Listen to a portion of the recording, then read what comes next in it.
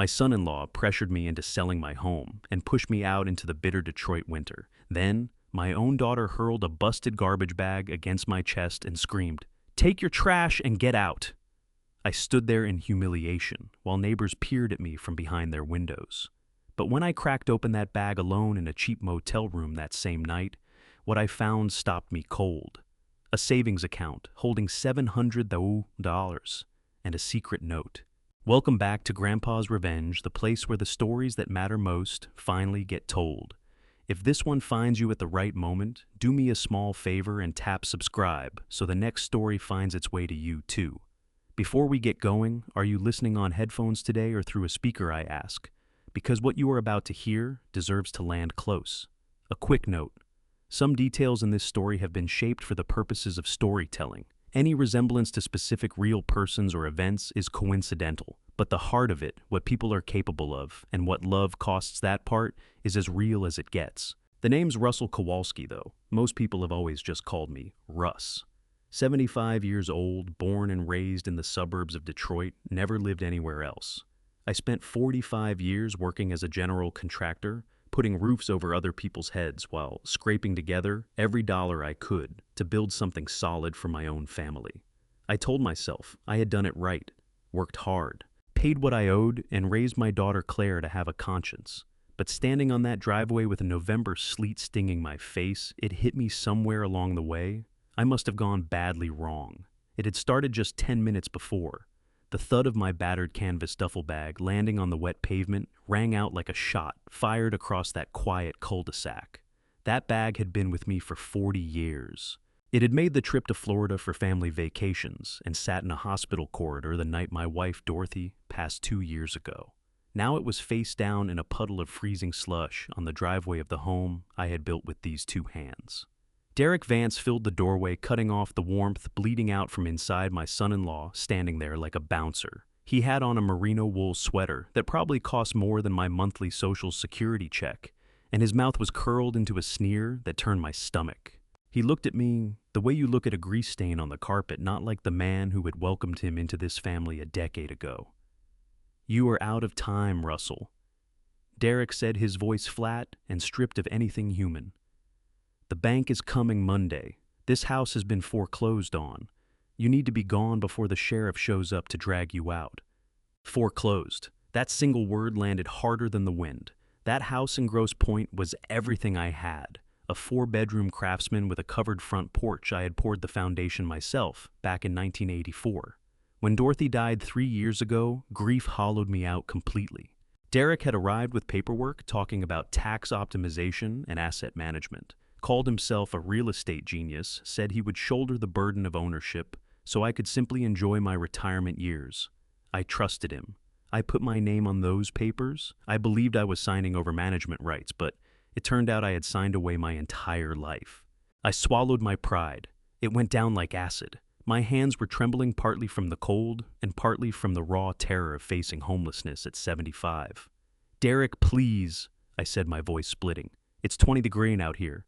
There's snow coming tonight. Let me sleep in the garage. I'll be gone by morning. I just need one night to sort myself out." Derek laughed. It was a hard, hollow sound. "There's no garage for you anymore, Russell. You're a liability. We can't have you underfoot when the appraisers come through. You're bad for property value." He glanced at his gold watch as though ruining an old man's life was just another tedious errand eating into his afternoon. I looked past him down the hallway, searching for Claire, my daughter, my little girl. The one person on this earth who was supposed to love me no matter what. I had written the checks for her college education. I had walked her down the aisle. When Derek launched his real estate business, I was the one who handed over the seed money. Then I spotted her. Claire emerged from the kitchen and stepped into the hallway. She had her heavy coat on and her face was drained of color. For one brief moment, relief flooded through me. I was sure she was coming to put a stop to this. I was certain she'd tell Derek to move aside and let her father back into his own home. "Claire," I called out, moving toward the porch. "Honey, please talk to him." She never even glanced at Derek. Her eyes came straight to me, wide and burning. She was gripping a large black heavy-duty trash bag in both hands, stuffed full and sagging with a tear along the side where a scrap of gray fabric pushed through. She stepped past Derek and planted herself at the edge of the porch on the steps I had sanded and stained myself, now glazed over with ice. She stared down at me, and for just a heartbeat I thought I saw something wet in her eyes. Then her face locked into a mask of pure fury. "Take your trash!" She screamed loud enough to set a dog barking 2 houses down. She wound up and hurled the bag with everything she had. It was heavy. It caught me square in the chest and drove the air right out of my lungs. I staggered back, heels sliding on the slick pavement, nearly going down. I grabbed the bag by instinct, pulling it against me to keep my footing. It smelled of must and old attic air. "Take your garbage and get out!" she shrieked again, her voice cracking into something raw. "Don't ever come back here. Don't call us. Don't write. Just disappear. Russell, get out of our lives."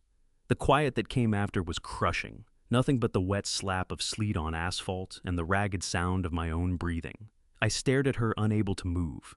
This was the girl I had read to sleep at night. This was the woman who had clasped my hand at her mother's graveside and promised we would look after each other. Now she was glaring at me with something that looked a great deal like hatred. Derek slid his arm around her shoulders, smirking. "You heard her, Russell. Get lost." He swung the front door shut. The sound was absolute. The deadbolt thudded into place. The porch light blinked once and died, leaving me in the flat gray murk of a winter afternoon. I didn't move for a long time. The cold worked its way through my thin jacket and settled deep into my bones. My knees, which had been giving me grief for years, began to throb steadily. I looked down at the bag I was holding. Through the tear in the side, I could make out the fabric of one of Dorothy's old gardening shirts crusted with soil. They had thrown my wife's clothes at me, packed up her memory, and hurled it at me like refuse. I glanced over at the house next door. Mrs. Paulson was watching through her blinds. She had lived beside us for 20 years. She knew me, she knew Dorothy, but she didn't step outside. The blinds snapped shut, and she turned her back on the whole sorry scene. The shame that washed over me burned hotter than the cold ever could. I was a man who had built his life around his dignity, paid every bill on time, held doors open for people I'd never met, left a tip even when the coffee wasn't worth it. And here I was, 75 years old, standing in the sleet with a trash bag turned out by his own flesh and blood. I bent down, joints grinding in protest, and wrapped my hand around the handle of my soaked duffel bag. Heavy as it was, the weight pressing on my chest was something else entirely. I tucked the trash bag under my other arm. I should have left it there on their lawn as a final statement, but Dorothy's old shirt was poking out through that tear, and I couldn't do it. I couldn't leave her things lying in the mud no matter what my daughter had decided they were worth. I turned and started walking down the driveway. Every step cost me something. The icy slush soaked straight through my shoes and went to work on my toes. I passed the mailbox I had put in last summer. I passed the oak tree I had planted the year Claire turned 5. I could still see myself hoisting her up so she could reach the lowest branch. That tree now stood tall over the street, its bare limbs clawing at the gray sky. I hit the sidewalk and turned left toward Jefferson Avenue. The wind sharpened driving snow into my face. I kept my head down. I couldn't bear for anyone to recognize me. Russ the contractor, shuffling along like a man with nowhere to go. My thoughts were churning, scrambling to make sense of it all. How had Derek managed to foreclose on that house? It was paid off. I had cleared the mortgage a full 10 years ago. The place was worth $850,000 on today's market. So where had the money gone? And Claire, my Claire, how could she stand there and let him do this? How could she throw that bag at me with that kind of venom? I walked for what felt like miles, though it was probably no more than 10 blocks. I was headed for the bus stop near the old strip mall. My car was long gone.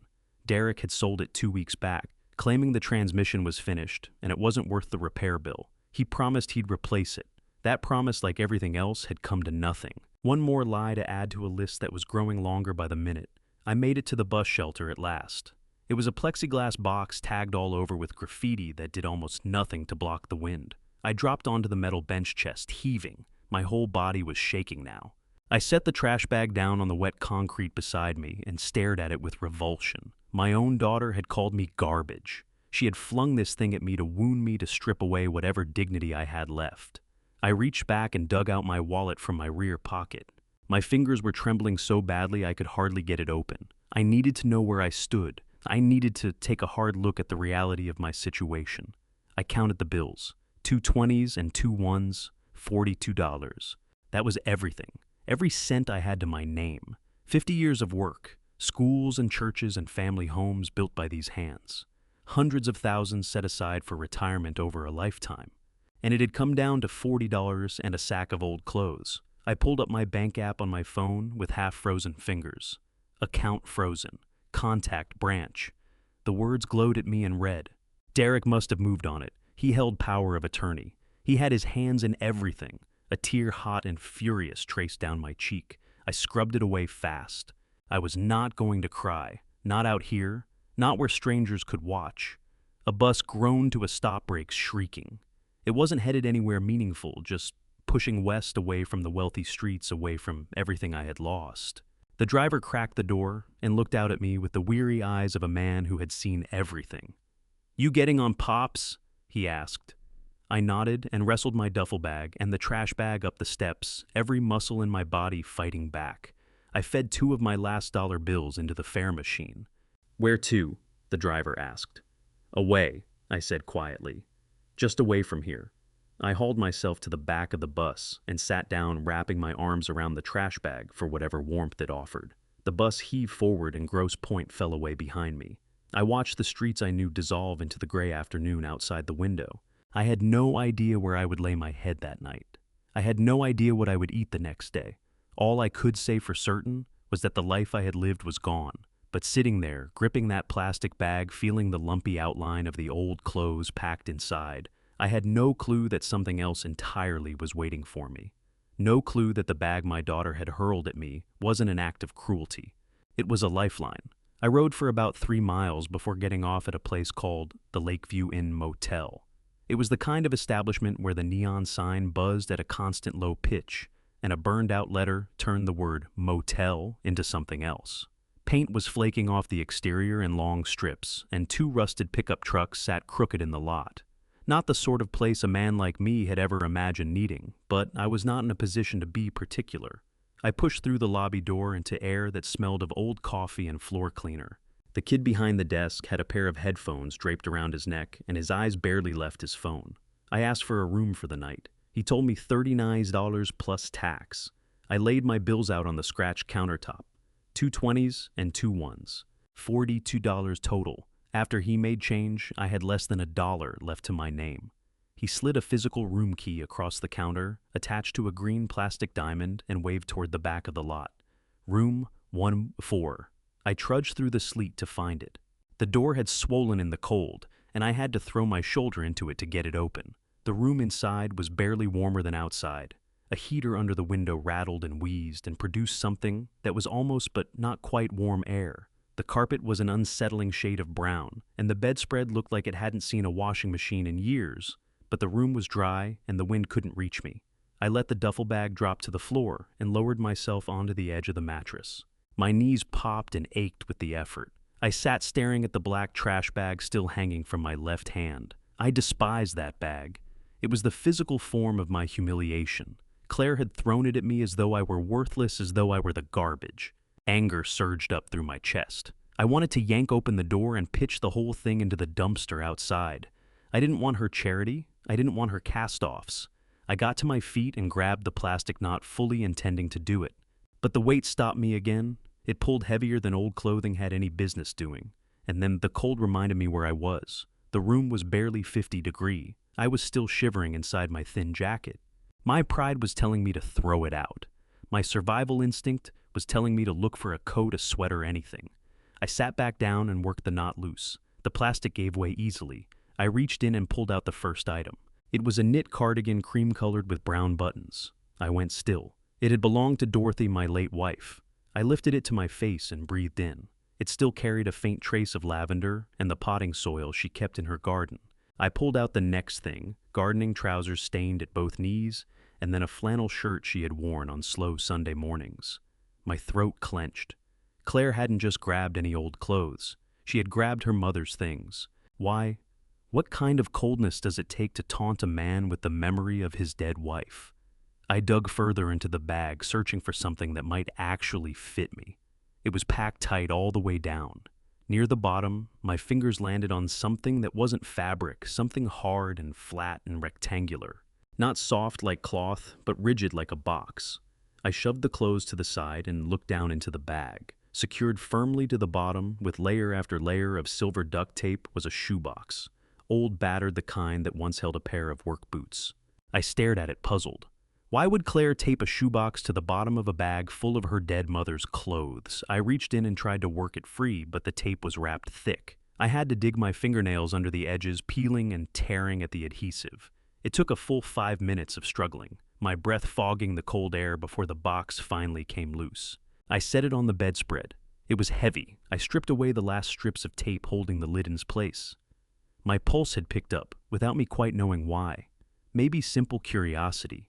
Maybe the nagging feeling that something significant was right in front of me. I lifted the lid. Money. That was the first thing I saw. Stacks of it, not the neat, bank-wrapped kind, but bundles held tight with rubber bands. Tens, 20s, 50s, old bills softened from use, the kind of cash that comes from yard sales and private transactions. I sat there with my mouth open. I reached out and pressed my fingers against a stack of 20s. It was real. I counted one bundle, $500. Dozens of bundles filled the box. A rough mental calculation told me there had to be at least $20,000 in loose cash sitting on that bedspread. My hands were shaking so hard I could barely hold the bills. Where had Claire gotten this? Why had she given it to me? And if she meant for me to have it, why had she screamed at me and thrown it like a weapon?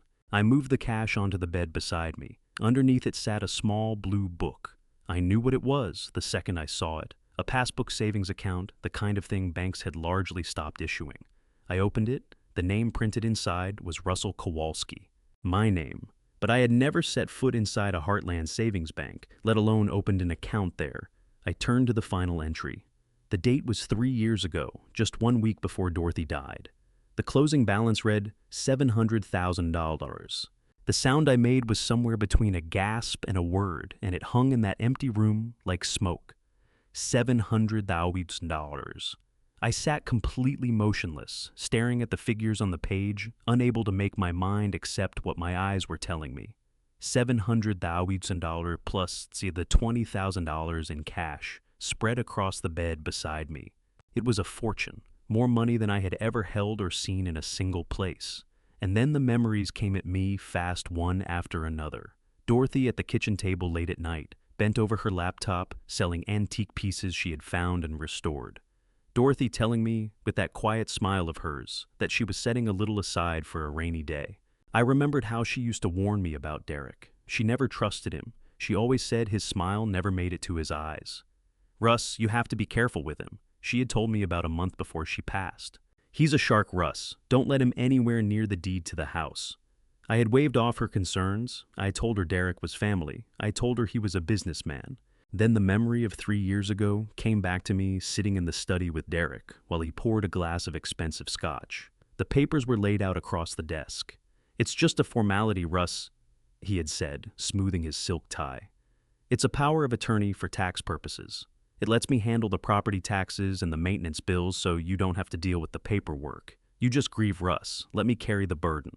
I had signed. I had put my name on everything he slid in front of me because I was drowning in grief and he had dangled a life raft. I never read the fine print. I never saw that I was surrendering the deed, handing over total control of my assets, giving him the power to sell off everything I owned.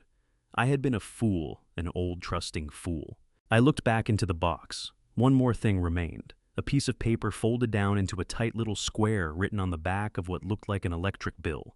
I opened it up. The words were written in bright red lipstick, smeared in spots as if someone had scrawled it in a hurry in a bathroom or a closet. The handwriting was unmistakable. It was Claire's. "Dad," the note began. "Don't trust anything you saw today. Derek has bugs in the house. He has cameras in the living room. He hears everything we say." I read that again, my skin going cold. Bugs, cameras, in my own home. The note went on. "He thinks you're broke. He thinks he's won, but he doesn't know about this account. Mom set this up 10 years ago. She made me promise to keep it secret until you truly needed it. She knew Dad. She knew he would try to take everything." A tear slid down my nose and landed on the paper. Dorothy. My wise, brilliant Dorothy. Even gone, she was still watching over me. I kept reading. "Derek is in serious trouble, Dad. He owes money to dangerous people. He sold the house to settle a gambling debt, but it wasn't enough. He's planning to have you declared incompetent on Monday. He has the papers drawn up to have you committed to the state asylum in Pontiac. He wants the life insurance policy he took out on you. The state asylum. Those two words chilled me in a way the freezing room couldn't. It was a warehouse for people who had been written off, a place you entered and never left. Derek was going to lock me away and wait for me to die so he could collect. The final lines of the note were pressed so hard into the paper that the lipstick had snapped off, leaving a drag of red wax. This money is yours. It's untraceable. He has no idea it exists. Don't call me. He checks my phone records. Take this and hire the most ruthless lawyer you can find. Destroy him, Dad. Take him down. I love you. I set the paper down. The silence in that motel room had changed. It was no longer the silence of a man with nothing left. It was something else, the held breath before a storm breaks. I thought about Claire on the porch, the screaming, those wild burning eyes. She had been performing. She knew Derek was watching. She knew he was listening. She had to make it look convincing. She had to throw me out to get me clear. She'd hurled the trash bag because it was the only way to move the money out of that house without raising his suspicion. Who rifles through a bag of someone's old garbage? My daughter hadn't turned on me. She was fighting for me. She was trapped inside that house with a predator playing a very dangerous game to keep me alive. I stared at the cash on the bed. I stared at the passbook. $700,000. I got up and crossed to the grimy mirror above the dresser. I looked at what was looking back at me. An old man with gray stubble and bloodshot eyes. A man who had been kicked down and left for dead on a cold driveway. But then I looked deeper, and I saw something else, a spark catching in the dark. A spark that had gone cold when Dorothy died. The spark of the man who could frame a house in a week, who could go toe-to-toe with union bosses and city inspectors, who built things that lasted decades. Derek Vance had written me off as a senile old fool. He thought I was garbage to be tossed out. He thought the game was over. I picked up a stack of $20 bills and squeezed until my knuckles went white. He was wrong. I was not garbage. I was a father, I was a husband, and I was now a man holding a war chest of $700,000 and a clear picture of exactly what needed to be done. I packed the money carefully back into the box. The passbook went inside my jacket pocket pressed against my chest. I folded the note and tucked it into my shoe. Sleep was not happening tonight. There was too much work to do. Monday was 2 days out. Derek was planning to end my life on Monday. He was in for a surprise because by Monday I intended to be the one ending his. I switched off the flickering overhead light and sat in the dark, the motel sign outside pulsing through the window in flashes of red. I watched the snow coming down, and for the first time in a long while, I didn't feel the cold. I felt fire, and it was burning hot. My old iPhone sat on the stained nightstand like a live grenade. If Claire was right and Derek was tracking my location, that phone was a beacon pointing straight at me. I made my first decision as a free man with resources behind him. I powered it off, walked into the bathroom, and dropped it into the toilet tank. Let him trace me to room 104 of the Lakeview Inn Motel. By the time anyone came looking, I'd be long gone. I pulled $500 from the stash in the shoebox and buried the rest deep inside my duffel bag underneath my clothes. I needed to move, and I needed to do it without leaving a trail. I walked a mile into the biting wind until I hit a 24-hour Walmart. I bought a prepaid burner phone, the kind you see in crime movies, and a paper map of Michigan. I felt absurd, a 75-year-old grandfather playing spy, but the fear in Claire's note had been real enough. Next, I needed a vehicle. A major rental agency like Hertz or Enterprise was out of the question. They require a credit card, and a credit card leaves a paper trail. I tracked down a place called Rent a Wreck on the edge of town, a lot ringed by chain-link fence topped with razor wire. The owner was a man who chewed on an unlit cigar and didn't ask questions as long as the cash was right. I put down a deposit on a 12-year-old Chevy Malibu that smelled of stale cigarette smoke and pine air freshener. It was rough-looking and the heater rattled, but it was anonymous. That made it perfect. Pulling out of that lot, I felt a jolt of something I hadn't felt in years, adrenaline. For the first time in 3 years, I was behind the wheel of my own decisions. I wasn't asking Derek for permission.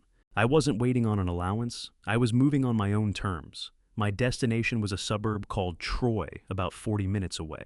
I was going to the Maple Ridge Retirement Community, a name that sounded pleasant enough, though in truth, It was a high-end waiting room for the end of things. My old friend Lou Garrick lived there. Lou and I had spent 20 years fishing together out on Lake St. Clair. He was a retired criminal defense attorney, a real shark in a cheap suit in his day, who had kept half the union bosses in Detroit out of federal prison through the 1980s. If anyone alive knew how to dismantle a man like Derek Vance, it was Lou. I found him in the common room, blank-faced in front of a television, blaring a game show at full volume. He looked older than I remembered, frail in his wheelchair, a plaid blanket tucked around his knees. My stomach dropped. Had I arrived too late? Was the sharpness gone? "Lou," I said, quietly resting a hand on his shoulder. He turned his head slowly. His eyes were cloudy, but as they settled on my face, something shifted behind them. He blinked once, then again, and a slow grin spread across his face, showing off a fine set of dental work. "Russ Kowalski." He rasped, his voice like gravel rolling around in a tin can. "I thought you were dead. You look like hell." "I feel like hell, Lou," I said, dragging a chair over. "I need your help." Lou listened while I laid out every detail. The foreclosure, the eviction, the trash bag, the note, all of it. When I put the passbook and the stack of cash in front of him, his eyes went wide. Whatever fog the nursing home had settled over him seemed to lift right off. He pulled himself upright in the wheelchair. He studied those documents with the hungry focus of a man who hadn't had a real problem to sink his teeth into for years. "Dorothy set this up," Lou murmured, running his thumb along the edge of the passbook. "Smart woman. She knew. She always could read people better than anyone. This isn't just a savings account, Russ. Look at the deposit pattern. These are structured. She was moving the antique money here, keeping it off the books. She was building you a life raft while you were busy trusting the shark." He looked up at me, his expression dead serious. "You know what this means, Russ? It means we have resources, and in a war, resources are ammunition." Lou wheeled himself over to a small desk in the corner of the room. He produced a laptop that looked far too current for a man in a nursing home. "You think I'd just sit here playing bingo?" he said, catching my look. "I still have contacts. I still have eyes and ears all over this city. You want to know who Derek Vance really is? Let's find out." For the next 4 hours, I watched a master at work. Lou made call after call in a voice that still carried real weight-barking instructions at private investigators and old contacts in the clerk's office. He typed hard and fast, pulling up databases I didn't know existed. I sat on the edge of his bed, eating a cup of flavorless gelatin a nurse had dropped off, waiting for the verdict.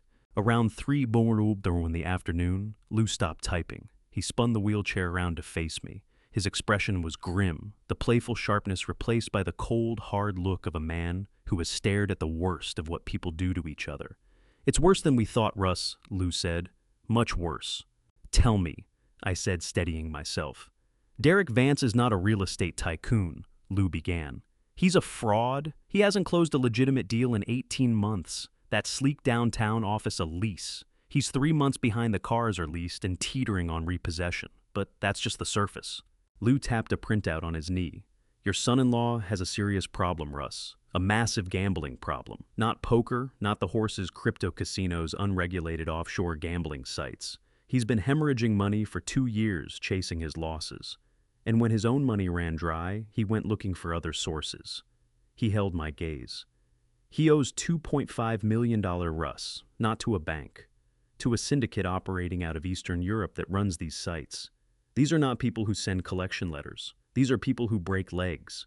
The blood drained out of my face. 2.5 million died, but the house, I managed. It was paid off. Lou nodded slowly. "It was until 6 months ago. Derek forged your signature on a home equity line of credit. He pulled out 80% of the home's value. He faked the notary seal as well. A contact of mine at the county recorder's office pulled the digital file.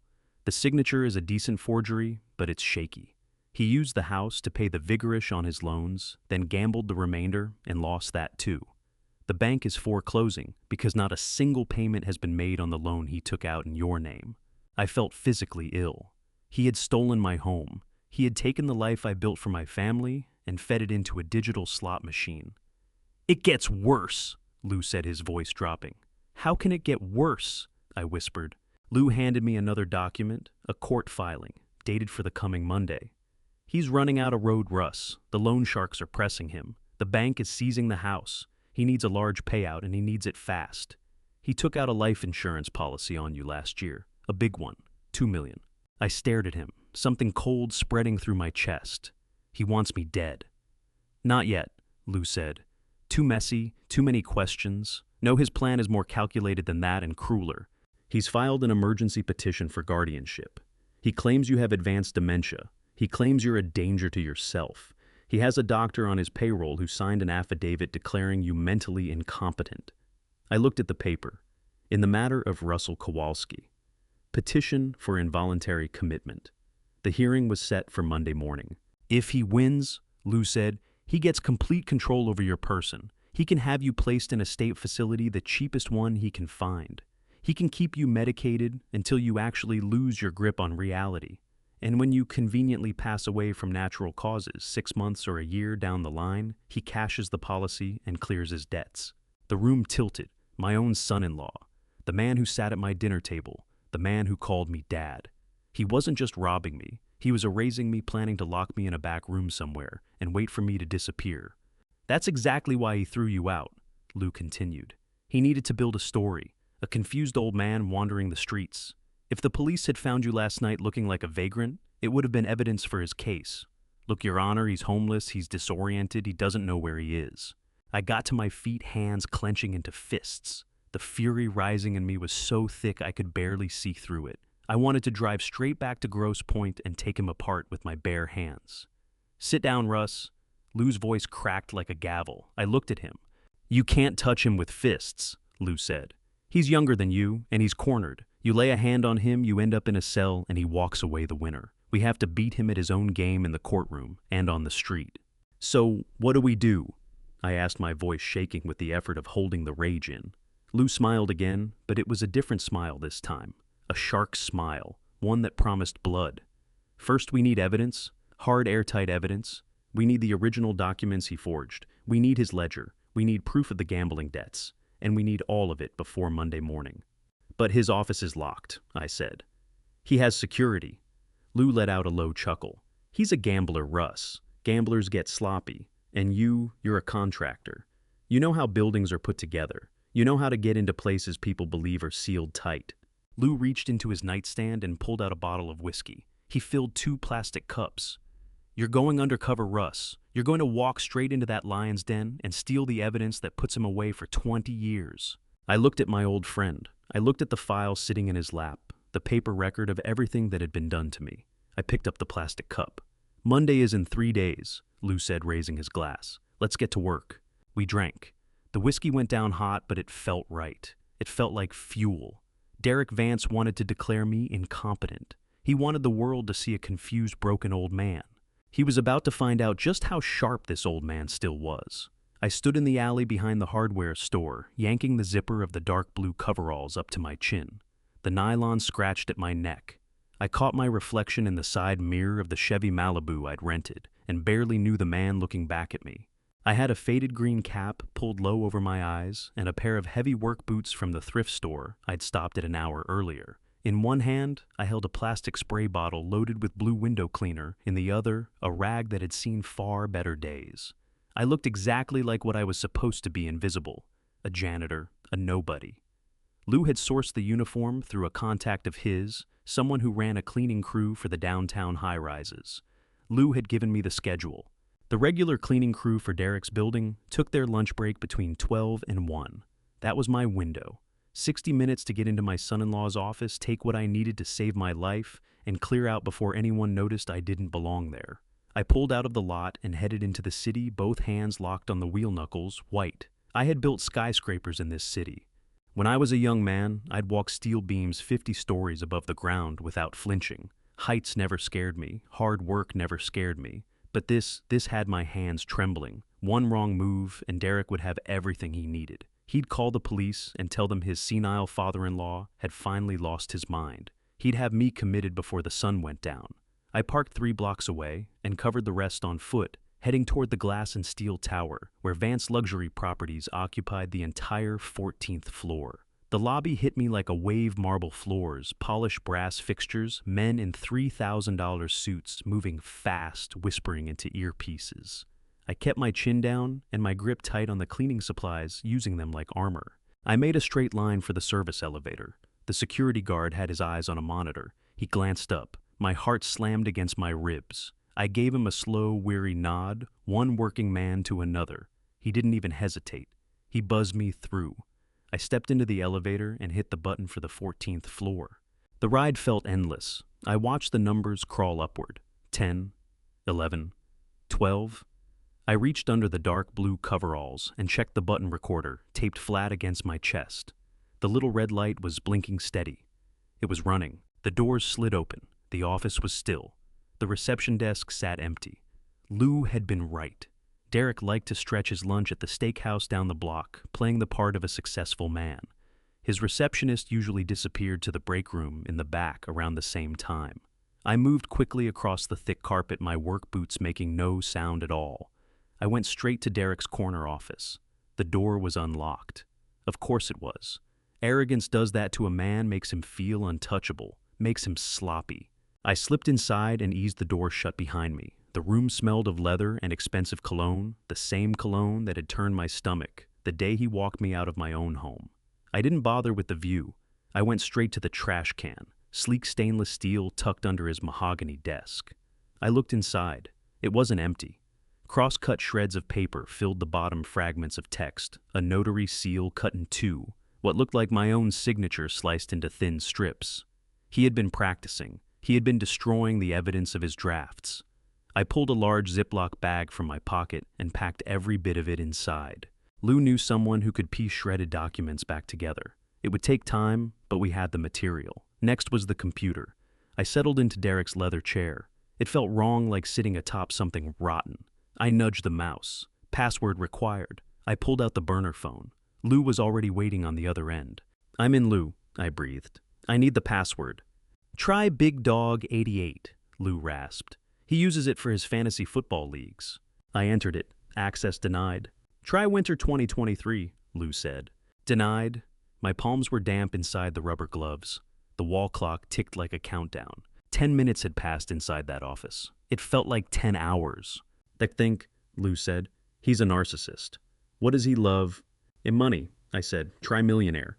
Denied. I scanned the desk. There was a framed photo of Claire smiling, with no idea whatsoever that the man she'd married was capable of this. "Try Claire Tedry." I said the words, turning my stomach. I typed it in. The screen opened up. A wave of fury hit me so hard my vision blurred.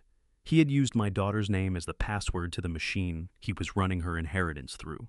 I plugged in the USB drive Lou had prepared, loaded with a script to pull the browser history, the downloads folder, and the accounting software files automatically. A progress bar appeared on screen. Downloading, 20%. I tapped my foot. I watched the door, 40%. Come on, come on. I breathed the words more than said them, 60%. Then I heard the elevator chiming down the hall. I went completely still. Click, click, click. High heels on marble. Someone coming back ahead of schedule. Not a man stride lighter than that. The receptionist, maybe, or possibly Claire. I checked the screen, 80%. The footsteps slowed at the reception desk. Mail being sorted, I could hear the soft shuffle of envelopes. Then they started up again, heading down the hallway toward the executive suite. 95%. I ripped the USB drive free just as the screen flashed complete. I jammed it into my pocket and grabbed my spray bottle. I looked for cover. The desk was open underneath. The curtains were sheer. The office door handle began to move. I threw myself at the closet in the corner and yanked the door shut just as the main door swung open. Pitch black. I was wedged between Derek's golf clubs and a row of winter coats, pressing my hand hard over my mouth to keep the sound of my own terror from escaping. "Hello," a woman's voice. The receptionist. "Mr. Vance, are you back?" Silence.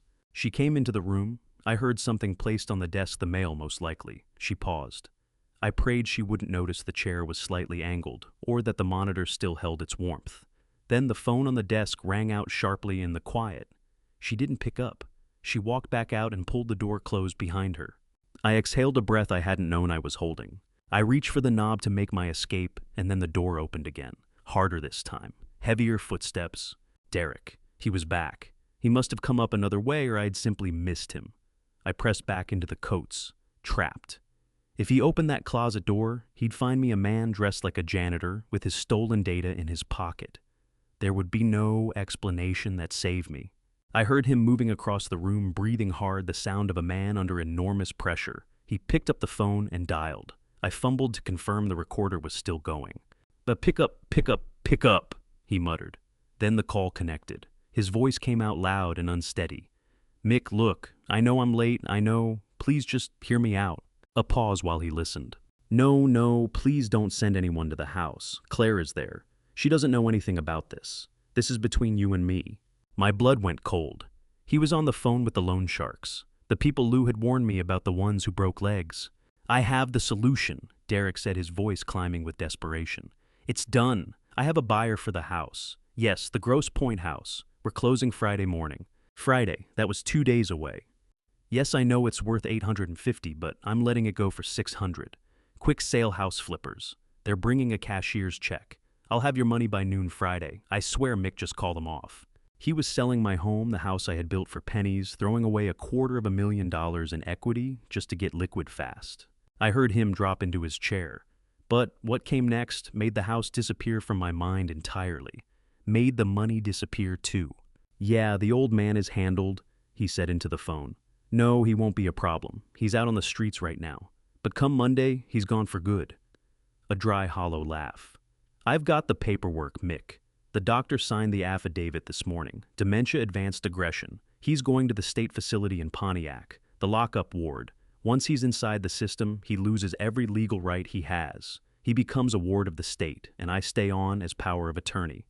I pressed my ear flat against the door. Tears burned at my eyes. Not grief, rage. He wasn't just robbing me, he was wiping me from existence. "And the best part," Derek went on, "is the insurance. $2 million.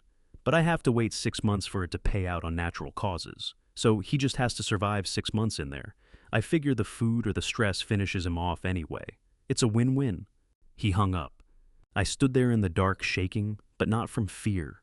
Not anymore. From a hatred so clean and absolute, it felt like it could take the whole building down with it. I heard him pour a drink, glass against crystal, a long, satisfied sigh. "Brenda," he called out to the receptionist.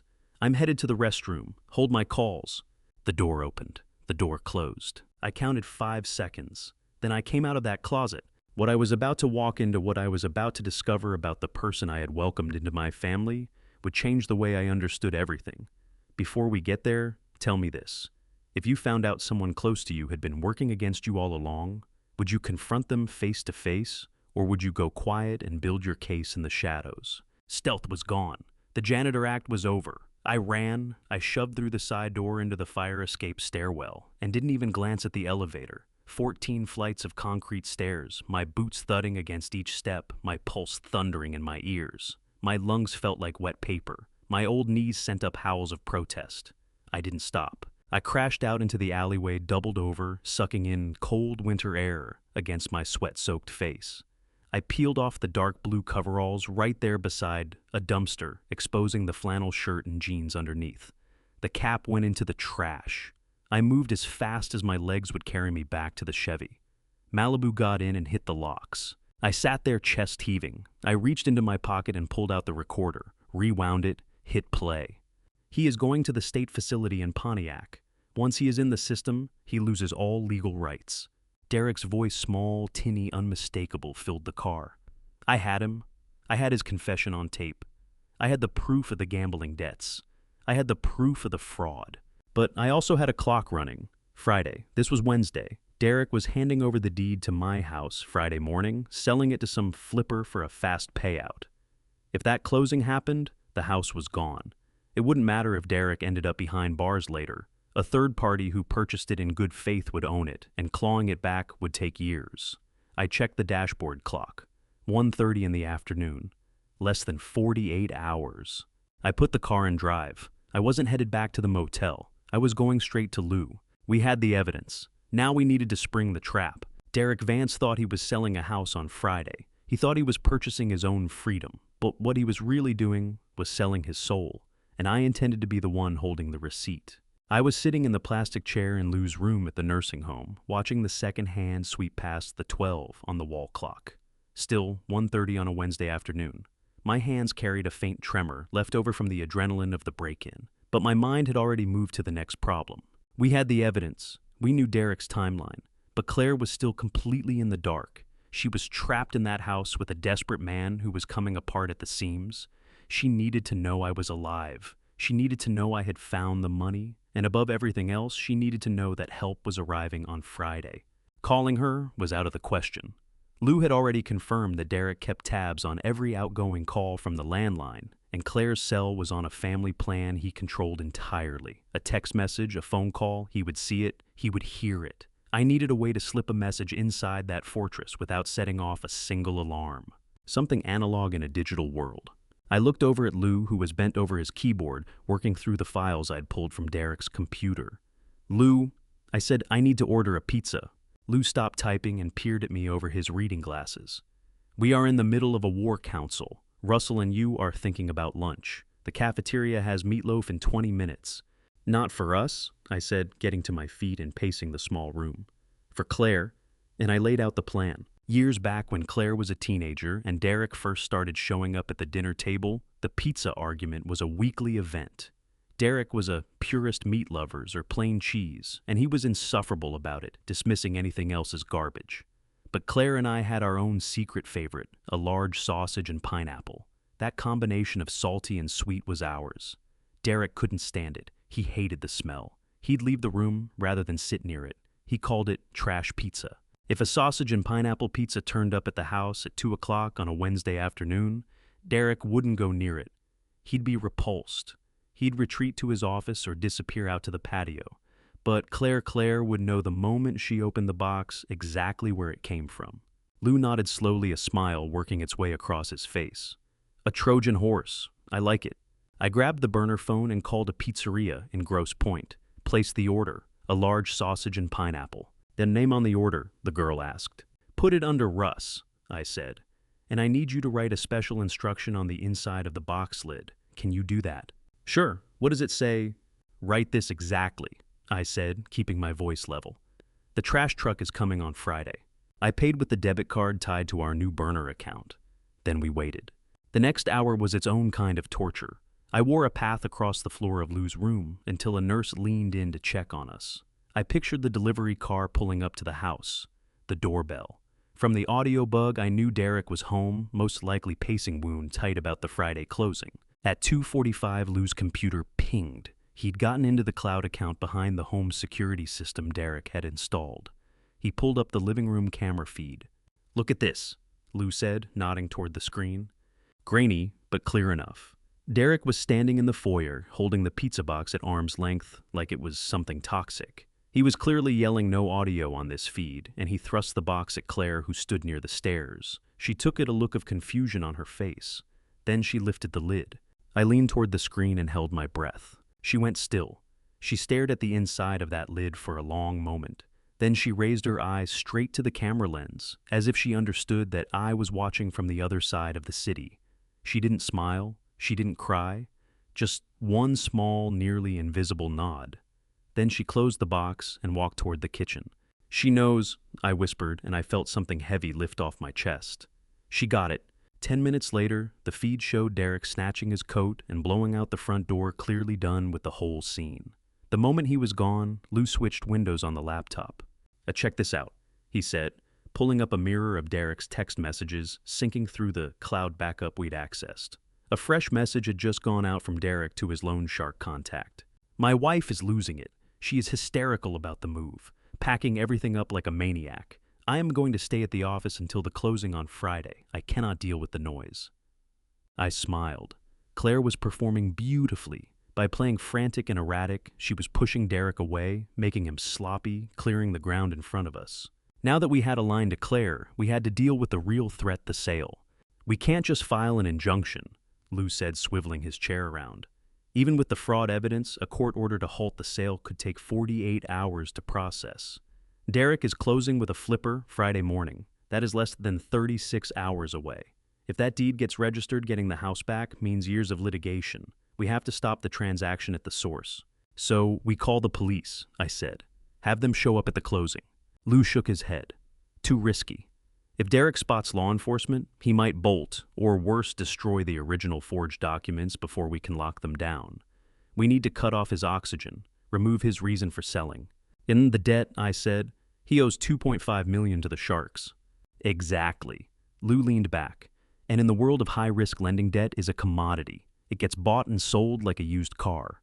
He pulled up a file on his screen, a dossier on a company called Apex Asset Management. This is the shell company the gambling syndicate uses to warehouse their bad paper, he explained. Legally, they're a collections agency. They hold the note on Derek's gambling losses. To them, Derek is a toxic asset. 2 years passed, due no assets in his own name, high probability of default. If he goes to prison or runs, they collect nothing. So, I said, trying to follow the thread. Lou leaned forward, eyes bright with it. So, getting 50 cents on the dollar would feel like a miracle to them. 20 cents is better than nothing. He fixed me with a steady look. Russ, you have $700,000 sitting in that account. That is a lot of money. That is your retirement. That is your safety net. I nodded, my hand moving to the pocket where the passbook rested. I can make a call, Lou said. I know the lawyer who represents Apex. I can offer to buy Derek's debt. If we purchase the note, we step into the role of creditor. We take the place of the loan sharks. And then what? I asked. Then, Lou said simply, we own him. If we held the debt, we'd have a lien on all his assets. We could freeze the house sale not as a family squabble, but as a secured creditor exercising legal rights. We could walk into that, closing on Friday, and seize the check before Derek ever laid a finger on it. I sat back, staggered by the audacity and the brilliance of it. But it will cost money, I said. Lou nodded. I am going to offer them $500,000 cash immediate wire transfer for the entire $2.5 million note. They will take it, Russ. As far as they are concerned, Derek is a deadbeat and the money is already gone. $500,000 is a windfall. $500,000. More than half of what Dorothy had spent a lifetime saving. Money meant to carry me through my old age. If I sent it, I'd be left with a fraction of my security. But then I thought about the house. I thought about the oak tree in the yard. I thought about Claire hurling that trash bag down to save me. I thought about Derek calling me incompetent and making arrangements to lock me away forever. This wasn't about money anymore. This was about taking back what was mine. Do it, I said. Buy the debt. Lou didn't hesitate. He picked up his phone and dialed from memory, putting it on speaker. Hello? A smooth, unhurried voice answered. This is Lou Gehrig. A pause on the other end. Lou Gehrig. Haven't heard that name since the Teamsters trials. You still breathing, you old buzzard? Alive and kicking. Lou said, his voice steady and assured. I am representing a private investor looking to acquire a distressed asset from Apex, specifically the obligations of one Derek Vance. Silence on the line, then a dry chuckle. Vance? That man is a walking corpse, completely underwater. Why would your client want that kind of toxic waste? My client specializes in high-risk recovery. Lou said smoothly. He believes he can squeeze blood from a stone. We are offering $500,000 wired today. Take it or leave it. I held my breath. $500,000 for a $2.5 million debt. It was a mad gamble. Give me 1 minute, the lawyer said. We waited. The seconds stretched out like hours. I watched snow drifting past the window, and I prayed to Dorothy. I asked her to steady our hand. The lawyer came back. We accept. Wire instructions are going to your encrypted email. Once the funds clear the promissory note, and all attached liens transfer to your client. Pleasure doing business with you, Lou. The line went dead. Lou looked at me. It is done. We just need to send the money. We drove to a bank branch in Troy. I walked in wearing my best flannel shirt, doing my best impression of a man who moved $500,000 on a regular basis. I sat down with a personal banker, a young woman who studied my ID, and then the passbook from Heartland Savings Bank with careful eyes. I need to wire $500 to this account, I said, sliding the paper Lou had printed across the desk. She typed for a moment, then looked up with a slight frown. Sir, this is a significant transfer. May I ask the purpose? It is an investment, I said, my voice flat. Real estate, she asked. She held my gaze for a long moment, then gave a small nod and tapped a few more keys. I will need your signature here and here. I signed my name, Russell Kowalski. With 2 strokes of a pen, $500,000 of Dorothy's hard-earned savings moved into the ether. It is done, she said, and slid a receipt across the desk. I walked out of that bank feeling lighter and heavier at the same time. I had just spent a fortune, but I had bought something that no amount of money could put a price on. Lou was waiting by the car. "We got it," I said. Lou grinned.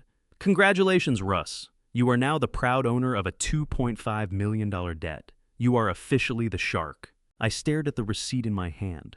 Derek Vance had believed he was answering to criminals. He thought he was at the mercy of thugs who broke legs and asked no questions. He had no idea that his new creditor was the old man he had thrown out on the street. Friday was 36 hours away. Derek was going to walk into that closing expecting a check that would save his skin. Instead, he was going to find me, and I was going to collect every single penny he owed with interest. Friday morning came, with a sky the color of bruised iron hanging low over the city of Detroit. The wind tore down the concrete corridors of downtown, carrying the cold promise of more snow. But inside the conference room of Anchor Title and Associates, the air was stiflingly hot. I could feel the tension radiating off my son-in-law, Derek Vance, through the frosted glass door before I even set foot inside. I stood in the hallway and adjusted the cuffs of my new charcoal gray wool suit. It had run me $2,000 at a boutique in Troy the previous afternoon. The tailor had worked overtime to alter it, his eyebrows climbing, when I pulled a thick roll of cash from a Ziploc bag. It was the finest suit I had ever owned in my life. I caught my reflection in the glass of a framed print on the wall. The man looking back was not the shivering wreck who had been put out on the curb 3 days ago. This man was clean-shaven, silver hair combed back, clean shoulders set square. This man looked like a CEO. This man looked like power. Beside me, Lou Gehrig checked his watch. He wore his old court suit, a navy pinstripe that had seen better days, but on him, it looked like battle armor. His leather briefcase bulged with the paperwork we had spent the last 24 hours assembling. He gave me a sharp nod. It was time. Inside the conference room, Derek sat at the head of the mahogany table. He was sweating. I could see the sheen of it on his forehead even in the air-conditioned room. His expensive fountain pen tapped a nervous, uneven rhythm against the leather notepad in front of him. Every tap, every beat betraying his desperation. Claire sat beside him, pale, and still twisting a tissue between her fingers, playing the distraught wife to perfection. Across from them sat a man in a cheap suit wearing a predatory grin, the house flipper, the vulture Derek had found to buy my home for a fraction of what it was worth. The title agent, a woman with tired, efficient eyes, pushed a stack of documents across the table toward Derek. "We just need signatures here, here, and here," she said, guiding with a manicured finger. "Then the cashier's check will be released." Derek reached for the papers. His hand trembled slightly. This was the moment he'd been building toward, the $600,000 lifeline that would keep his legs unbroken. He uncapped his pen. The tip hovered over the signature line. I pushed the door open. It didn't slam. It didn't bang. It swung open with a smooth, deliberate click that pulled every eye in the room straight to me. Derek looked up. His face went slack. The pen slipped from his fingers and rolled across the documents, dragging a streak of black ink behind it. "Dad," he stammered, blinking rapidly as if his eyes were lying to him. He'd been expecting a homeless man. He'd been expecting a confused, senile old fool in dirty clothes. He was not expecting the man standing in the doorway in a $2,000 suit. "What are you doing here?" His voice climbed an octave. "You are supposed to be at the motel. You are supposed to be resting." He shoved back from the table, his chair scraping hard against the floor. He looked at the title agent, then at the buyer, something wild and frantic moving behind his eyes. "I am sorry, this is my father-in-law," he said quickly, trying to manage me out of the room with words alone. "He is not well. He has dementia. He wanders. I need to call security." I didn't move. I walked calmly into the room, my new leather shoes marking each step on the hardwood floor. I walked straight past Derek as if he weren't there, pulled out the chair at the far end of the table, and sat down. I unbuttoned my jacket with one slow, unhurried motion. "I am not wandering, Derek," I said, my voice low and even, "and I am certainly not lost." Derek's face darkened to a deep, ugly red. He turned to Claire for some kind of lifeline, but she was staring at her hands, a small, carefully hidden smile on her lips. "You cannot be in here," Derek hissed. "We are in the middle of a closing. This is private business. Get out, Russell. Go back to wherever you came from, before I have you committed right now." I leaned back in the chair and steepled my fingers. "I am afraid that won't be possible," I said. "You see, I am here to buy the house." The flipper across the table let out a harsh, barking laugh. "Get in line, Pops." he said with a sneer. We have a contract. Ink is nearly dry. Unless you have got 600 grand sitting in your pocket, you are wasting everybody's time. I looked at him, young, arrogant, the kind of man who made his living off other people's ruin. I am not buying it from him, I said, pointing at the flipper. And I am certainly not buying it from him, I added, shifting my finger to Derek. Derek looked like a man watching a wall fall on him. What are you talking about, you crazy old fool? You have got $40 to your name. Lou stepped into the room, then pulling the door shut behind him. He walked to the table and set his heavy briefcase down with a thud that rattled the water glasses. My client is not purchasing the property from you, Mr. Vance, Lou said, his lawyer's voice filling every corner of the room. He is acquiring the asset. He opened the briefcase and drew out a thick stack of files, laying them across the polished table. They spread out in front of Derek like a winning hand of cards. Derek looked down. The color left his face all at once, replaced by a sickly, washed-out gray. He recognized the logo on the top file, Apex Asset Management. What is this? Derek whispered. That, Lou said, is your debt. All of it. The $2.5 million you owe to the gentlemen who operate the online casinos. The principal, the interest, the penalties, every cent. Derek raised his eyes to me, and what I saw in them was pure terror. You bought my debt, he choked out. I nodded. As of yesterday afternoon, I am the sole holder of your promissory note. I am your creditor, Derek, and I am calling in the loan. The room went dead quiet. The flipper looked between me and Derek, reading the situation fast enough to know the deal was falling apart. What does this mean? The flipper asked. It means, Lou said, turning to the title agent, that Mr. Vance does not have the authority to sell this property. As the secured creditor, Mr. Kowalski has exercised his right to place an immediate lien on all of Mr. Vance's assets, including this house, which was improperly collateralized using fraudulent documents. Lou slapped a court order on top of the pile. This is an emergency freeze order. A judge signed it this morning. No assets move. No money changes hands. This sale is finished. Derek made a sound like something wounded. He looked at the cashier's check sitting on the table, the check that was supposed to be his salvation, just inches from his reach. You can't do this, Derek screamed, slamming both hands on the table. That is my house. I have a buyer. I need that money. You need the money to pay the people who threatened to break your legs, I said calmly. But you don't owe them anymore, Derek. You owe me. The flipper stood, buttoning his jacket with the practiced ease of someone who knew when to walk away. I am out, he said. I don't touch liens. This whole thing is radioactive. Call me when you've sorted out your family business. He picked up his briefcase and left the door swinging wide behind him. Derek watched him go, his mouth working without producing a sound. The money was gone. The exit was sealed. He was sitting in a room with the man he had tried to destroy, and that man now owned everything he owed. Derek's eyes darted around the room like a cornered animal's, moving from the door to the stack of legal documents Lou had dropped on the table. The reality of the lien was settling in, but his ego was still clawing for something to grab. He turned toward Claire. She sat with her hands folded in her lap, her expression completely unreadable. He must have believed she was still the same pliable, frightened woman he had spent 3 years bending to his will. He thought he could still play the husband card. Claire, baby, please, he stammered, reaching a hand toward her, but stopping short of contact. Your dad has lost his mind. Look at him. He is talking nonsense. He bought debt. He is not in his right mind. You have to say something. Tell these people to back off. Tell them we are selling the house so we can start fresh. Just you and me, like we talked about. I had watched my daughter for years. I had watched her grow smaller under his influence, her voice quieter, her opinions fewer, her light steadily dimming. Part of me was terrified she would fold, that the long habit of yielding to him would be too deeply carved into her to break. But Claire stood up. Not quickly, not in anger. She rose with a slow, deliberate calm that drained the air right out of the room. She smoothed the front of her dress and looked Derek straight in the eye. Her face was a mask of cold, absolute indifference, an expression I had never once seen on her before. It was the look of a woman who had simply run out of tears. She reached into her designer handbag, the one Derek had bought her for their anniversary, to impress his friends, and pulled out a small velvet pouch. Derek's eyes fastened onto it immediately. Hope flickered across his face.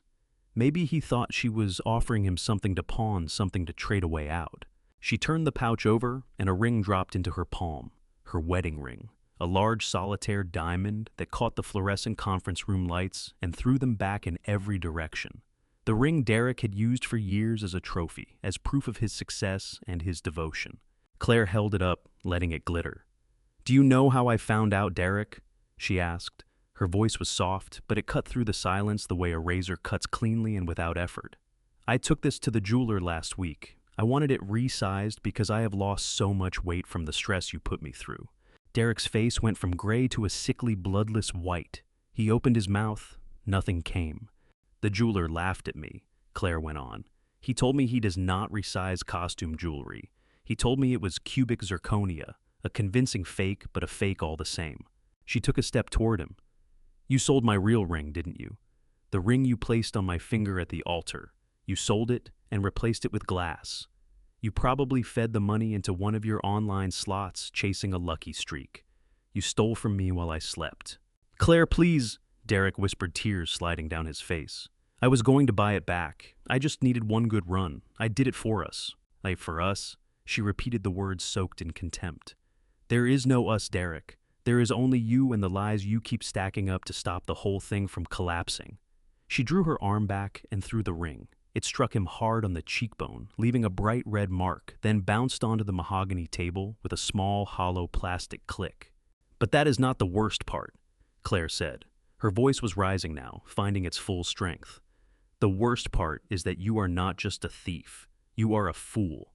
Derek rubbed his cheek, staring at her with something between confusion and fear. "What are you talking about?" he asked. Claire pointed a trembling finger directly at me. "Do you remember Wednesday, Derek? The snow and the sleet? Do you remember standing in that doorway and making me throw my own father out into the cold? Do you remember the trash bag?" Derek frowned. "The trash bag? Yeah, so what? It was garbage, old clothes." Claire let out a laugh that had a frayed, almost hysterical edge to it.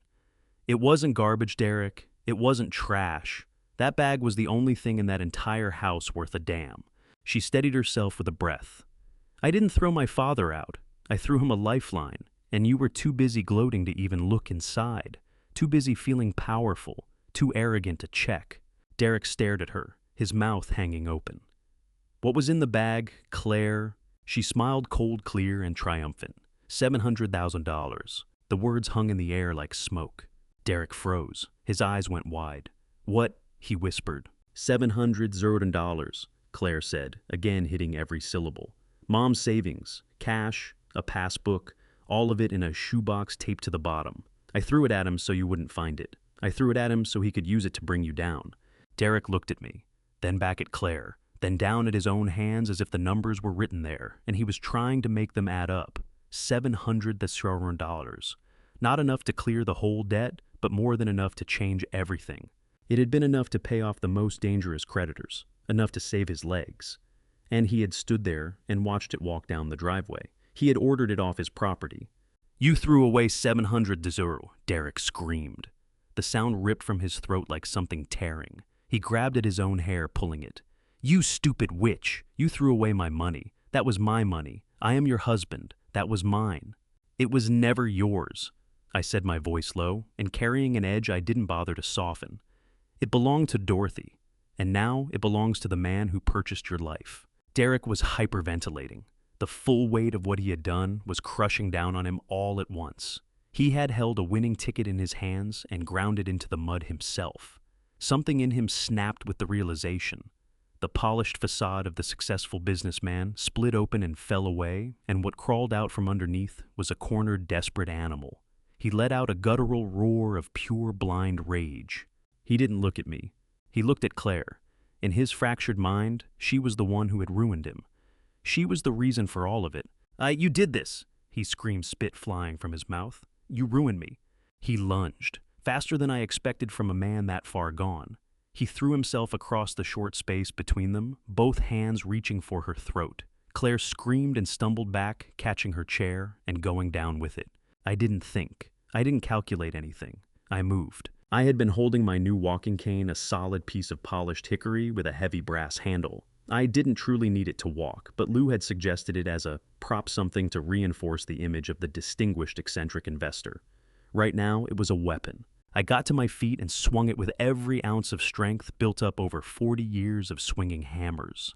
I didn't aim for his head. I aimed for his legs. The brass handle caught Derek across the shin bone with a sickening crack. He howled and buckled mid-lunge, crashing to the floor, just inches from Claire clutching his leg and writhing. "Stay down!" I roared, standing over him, the cane raised for a second strike.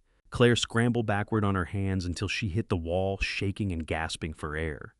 Derek tried to push himself up, his eyes wild with something beyond reason. "I am going to kill you," he hissed through clenched teeth. I brought the cane down again across his shoulder, driving him back to the carpet. "You are not going to kill anyone," I said, my voice unsteady with adrenaline. "You are done." Before he could attempt a third time to get up, the door blew open. Two men in dark suits came through it fast, not police. Private security Lou had hired, using my funds ex-military, the kind who didn't require explanations. I had posted them in the lobby as insurance, but Lou must have signaled them when the shouting started. They moved without hesitation. One grabbed Derek's arm and wrenched it behind his back, pressing his face into the carpet. The other dropped a knee onto his spine and held him flat. "Secure?" The first one said, his voice entirely calm and professional. Derek thrashed and screamed, cursing Claire, cursing me, cursing the whole world. But he was pinned and powerless. I leaned hard on the cane and tried to get my breath back. My heart was hammering. I looked over at Claire. Lou was already beside her, helping her to her feet, guiding her toward a chair in the far corner, away from Derek. She was pale, but she met my eyes and gave me a small nod. She was all right. I looked back down at Derek. His face was mashed into the rug, his expensive suit bunched and twisted, every trace of dignity stripped from him. He looked up at me, with one eye full of hate. "You can't do this," he spat. "I will sue every one of you. This is assault." I laughed. It was a dark sound with nothing warm in it. "Go ahead and sue me," I said. "Who are you going to hire Derek? You have no money, no assets. You have a lien attached to your name that will follow you straight to hell. No lawyer alive will touch you." I crouched slightly, using the cane for balance, and brought my face closer to his. "Listen to me carefully," I said, dropping to a whisper that landed harder than a shout. "I am only going to say this once." He stopped struggling. He looked up at me, panting. "You put your hands on my daughter," I said. "You tried to hurt her. That changes the rules of this entire game." I tapped the brass handle on the floor just inches from his nose. "I bought your debt to hold you in place. I bought it to get my house back. But now we have moved past all of that. You touch her again. You look at her again. You so much as think about her again, and I will not just take your money." I leaned in closer. "I will take your freedom. I have the evidence of the fraud. I have the forgery. I have you on tape planning to have me committed. I have enough to bury you somewhere so deep the sun won't find you for 20 years. Derek swallowed hard. The fight was bleeding out of him, leaving behind nothing but the cold reality of where he had landed. "I will hand that evidence to the district attorney myself," I went on. "And while you are sitting in a cell, I will make certain every single person in that facility knows exactly what you tried to do to a woman. I will make your time in there something you cannot imagine." I paused. "Do you understand me?" Derek gave a slow nod, his cheek dragging against the carpet. "Yes," he whispered. "Good." I straightened up and looked at the security guards. "Get him up. Put him in a chair. We have paperwork to sign." The guards hauled Derek into the smaller private office that adjoined the conference room, a sterile, glass-tabled space normally used for signing routine contracts, not for dismantling a man's entire existence. They dropped him into a chair, and he folded there like a marionette with the strings cut loose. His expensive suit was crushed. His hair had gone in every direction. His face was already swelling where the cane had landed. He looked nothing at all like the master of the universe he had been performing as just 3 days ago. Lou followed us in and snapped the blind shut, cutting off the stares from the title company staff outside. He set a fresh stack of documents on the glass table. Claire stayed in the other room. I didn't want her in here for this part. This wasn't a conversation between a husband and wife. This was an execution, and I was the one holding the axe. I sat directly across from Derek and rested the cane against the table. I took a moment to simply look at him. I wanted this face fixed in my memory, the fear in his eyes, the ruin of him, so that I would never again in my life be taken in by a smile like his. "Here is where things stand," Lou said, taking his position at the head of the table, like a judge settling in to deliver a verdict. You are currently facing a catalog of felonies that would make a career criminal go pale. Bank fraud, wire fraud, forgery, identity theft, elder abuse, attempted assault. He tapped the top file with his knuckle. I have already prepared the formal complaint for the district attorney. It is thorough. I have the forensic data pulled from your computer. I have the shredded documents reassembled. I have a statement from the notary whose seal you forged. If we walk out of this room and file it, you will be in handcuffs before you reach the parking structure. Given the dollar amounts involved and the predatory nature of what you did, 15 years minimum, you will be 55 when they let you out. Derek let out a small broken sound. He looked at me and his eyes were pleading. Dad, he rasped. 15 years. I would not survive that. You know I wouldn't. I am not built for it. I said nothing. I let the silence stretch and fill the room until the weight of it became unbearable, and he had no choice but to sit inside his own dread. Or, Lou continued, his voice, dropping to a flat, businesslike register, there is option B. Derek's head came up sharply. Hope is a dangerous thing. I watched it flicker back to life behind his eyes. What is it? He asked, almost breathless. I will do anything. Option B is straightforward. I said, speaking for the first time. You disappear. I slid a document across the glass toward him. That is an uncontested divorce decree.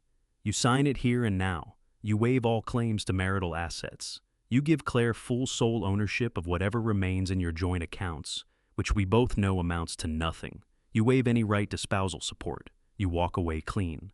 Derek reached for the paper with a trembling hand. Okay, I can do that. We can divorce. Keep reading, Lou said. Derek turned the page. You will also sign this confession of judgment, Lou explained. It acknowledges the debt you owe to Russell, $2.5 million. You admit you owe it, and you admit you have no means to pay it. Derek looked up confused. But you said you bought the debt? I did, I said, and now you owe me. Here's the arrangement, Derek. Walk out of Michigan and stay out, do that, and I hold off on collection. No wage garnishment, no going after whatever you manage to scrape together down the road. The debt just sits there frozen. Derek's jaw dropped. Leave the state, out of my city, out of my state, out of my life for good. I told him, and my voice had an edge to it that surprised even me. You show your face near me again, you fire off one message to Claire, you roll past my block in a car, that judgment wakes right back up. Every account you ever open, frozen solid. Every paycheck you pull for the rest of your days, mine. And after that, the whole evidence package goes straight to law enforcement. Derek's gaze dropped to the documents in front of him. It was a way out. It was also a one-way door. Exile, plain and simple. I'm flat broke, he said, barely above a whisper. Accounts drained, cars gone. If I walk out of Michigan, what then? Where do I sleep? How do I get a meal on the table? I dug into my jacket and produced a fat white envelope which I slid across to him. It hit the table with a dull thump. $5,000, I said. All of it cash. He stared at the thing. $5,000. To Derek, that was pocket change barely covered what he used to blow on a single weekend at a casino. Chump change. That's your cut, I said. Covers a Greyhound ticket and a few weeks in some roadside room, which, by the way, is considerably more generous than the $42 you left me holding when you put me out on the street. Derek's eyes stayed on the envelope. Something ugly was happening behind his face, his ego squaring off against the basic animal need to survive. And just before it settled, I caught a glimpse of the Derek I'd always known, the operator, the con man, making one last move. Out came the wounded father expression, the one he'd deployed 100 times whenever he needed me to sign a check for some half-baked venture. Dad, hear me out, he said, voice cracking on cue. I know the damage I've done. I know I put you through hell. But somewhere under all of this, you know how I feel about Claire. We had something real between us, didn't we? The Christmas party. You remember that, the trip out to the lake house? I was falling apart. Dad, the gambling owns me. It's a disease. I wasn't thinking straight. You can't throw me out of the state like I'm garbage. I'm your son. His hand crept across the table toward mine. I swear on my mother's grave, Dad, hurting you was the last thing I ever wanted. Everything I did trying to patch things up, so our family could breathe again. I was never gonna put you in a home. What I said to those loan sharks, that was just noise, just something to buy myself time. It didn't mean anything. I held his gaze for a beat or two. Part of me almost buckled. That's how good he was, so surgically precise at deception, that the lies probably tasted like truth to him, too. Then the memory hit me. The closet, that cramped, lightless pocket of space golf clubs on one side, winter coats on the other, and Derek's voice from within it, loose and laughing. "Lou," I said, keeping my tone flat. "Run the tape." Lou flipped open his laptop and pressed a key. Audio flooded the room, big and unavoidable. It was the feed from the recording device I'd had buttoned to my chest. Derek's own voice bounced off every wall. No static, no ambiguity. "The old man is handled. He's homeless right now, wandering the streets, but come Monday he is gone for good." Derek recoiled like he'd caught a fist to the jaw. He couldn't pull his eyes off the screen. The playback rolled on. "The doctor signed the affidavit this morning. Dementia advanced aggression. He's going to the state facility in Pontiac, the lockup ward." And then the words that made Derek clamp his eyes shut like a man bracing for impact. "I figure the food or the stress will kill him by then. Anyway, it's a win-win." I lifted a hand and Lou killed the audio. What settled over the room after that was dense enough to press on your lungs. "Just noise," I said almost gently. "Just something to buy yourself time. Derek, you were mapping out my death, running the odds on it. Your plan was to cage me up somewhere and let me deteriorate until you could collect." He parted his lips. Nothing followed. The recording had gutted every story he had left. No angle to work, no sympathy to manufacture. He was looking at himself the way I saw him, somebody who'd turned predator on his own blood. "Pick up that pen, Derek," I said. "Sign or take your chances with a jury. That's the whole menu." He took the pen, his eyes found the table, and stayed there. He could not look at me, not anymore. He signed the divorce papers, he signed the confession, he signed the agreement binding him out of the state. One signature at a time, he surrendered the marriage, the house, the name, the future. Lou collected everything once he was done, going page by page to confirm every line was properly executed. "We're finished here," Lou announced. Derek pushed to his feet. Something about him had shrunk. The suit that had fit him perfectly now seemed to belong to a bigger man. He had the look of a teenager caught shoplifting, waiting to hear how bad the consequences were going to be. His hand moved toward the cash envelope. It hovered there 1 second too, then he grabbed it and buried it in his pocket, the last thing in the world that was his. He turned for the door. "Hold on," I said. Derek went still but kept his back to me. "You're walking out without something that belongs to you." Lou crossed to the far corner and lifted an item that had gone unnoticed since we'd arrived. My old leather suitcase, the very one Derek had hurled into the slush 3 days ago. The hide was still marked from the wet, gouged, and discolored. I'd had Lou retrieve it. I stripped it of my clothes and Claire's money beforehand. Nothing inside, now but air. Lou extended it toward Derek. "You launched this at him on Wednesday," Lou said. "Feels right that it goes with you." Derek studied it. He understood exactly what it meant. The symmetry wasn't lost on him. He had schemed to strip me down to nothing, and here he stood. A man departing with a worn-out bag, and whatever he had on his back. He took the handle. His fingers barely gripped it. "I don't want to lay eyes on you again, Derek," I said. He pushed through the door. I went after him not out of any desire to be near him, but because I had to witness it, personally. I had to see the finish line crossed. We moved out through the main floor of the title company. Every person in that office quit what they were doing and looked up. They watched a man who had arrived like he owned the building shuffle out looking hollowed out and beaten, the bruise across his face, the uneven gait, the battered bag hanging from one fist. He shoved the glass door open and came out onto the pavement. A gust of wind slapped him, driving his hair across his face. His whole frame tightened against the cold. No coat, he'd left it back at the house, and returning there was no longer an option. He stood at the curb, head swiveling left, then right, like a man who'd been spun blindfolded and couldn't get his bearings. He looked adrift. He looked like someone whose nightmare had finally gone solid around him. I leaned in the doorway and watched. There was an odd hollowness sitting in the middle of my chest. I'd won, that much was clear, but triumph wasn't what I felt. It was more like the aftermath of a hard surgery. The thing that needed cutting out was gone, but you still came off the table with a wound. A cab rolled to the curb. Derek's hand went to the pocket where the $5,000 lived. The math must have hit him. Cab fare was money he couldn't afford to spend. He sent it away with a wave. Then he started moving on foot, heading in the direction of the bus station, following the same route I'd walked 3 days ago. Another anonymous figure swallowed up by the city. just one more gray shape in a gray afternoon. I watched until the crowd took him completely, until there was nothing left to watch. Lou stepped up next to me. "He's gone," Lou said. "It's done." I gave him a nod. Done? But as I turned to go collect my daughter, I understood that for Derek, what was starting now was worse than what had just ended. He carried the money I'd handed him, and technically he was a free man, but there was a bullseye stitched between his shoulder blades that he'd never be able to peel off. The loan sharks were taken care of. Derek had no way of knowing that for certain, though.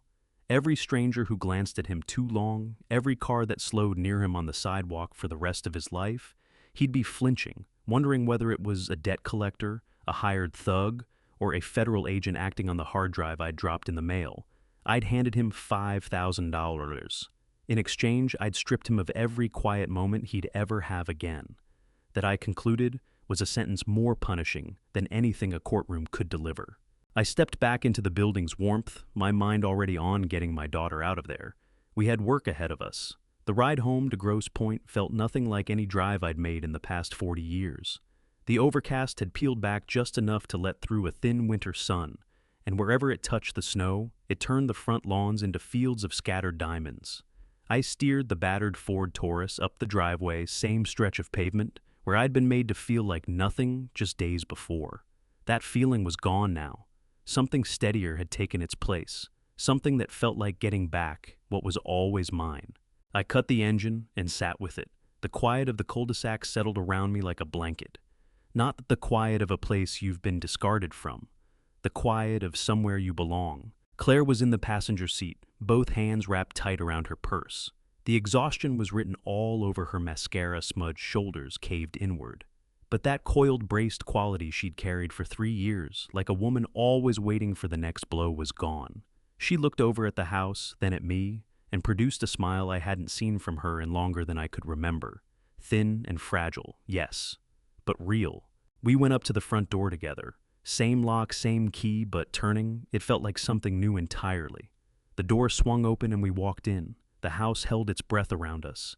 Derek had stripped out his personal things, the gadgets, the status symbols, the sheer force of his personality, but the structure itself stood unchanged. The oak floors I'd laid with my own hands 30 years back caught the afternoon light and held it. The crown molding I'd put in back when Claire was still in high school still gave every room a sense of dignity. The place was quiet in a way it hadn't been in years. Derek's frenetic energy was out of every corner, but it wasn't empty. It was thick with something older and truer.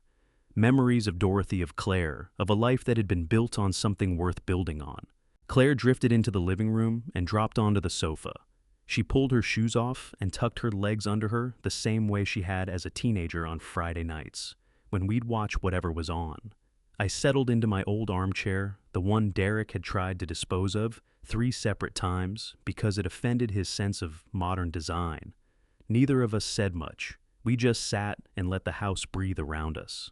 Then Claire began to speak. It didn't come out all at once. It was more like a slow loosening of something she'd been holding together through sheer will. She described the nights Derek would wear grooves in the floor, muttering to himself about point spreads and odds. She talked about how he'd unravel over something as small as the wrong brand of coffee, turning it into a full accusation that she was burning through his money. And she talked about the fear. "He never put his hands on me. Dad," she said, her voice dropping as she fixed her gaze on the fireplace. "But he put his fists through walls. He hurled things. He made sure I understood that real violence was always just a bad night away. I stayed because I was terrified of what he'd do to you the moment I walked out. He dangled you over my head, constantly threatened to cut off your care to leave you with nothing. You were his insurance policy against me." I sat and listened, and something in my chest was coming apart piece by piece. I'd told myself for so long that she had chosen this, that she'd gone along with it. I'd been wrong. She hadn't been complicit. She'd been a hostage running quiet negotiations for my safety every day.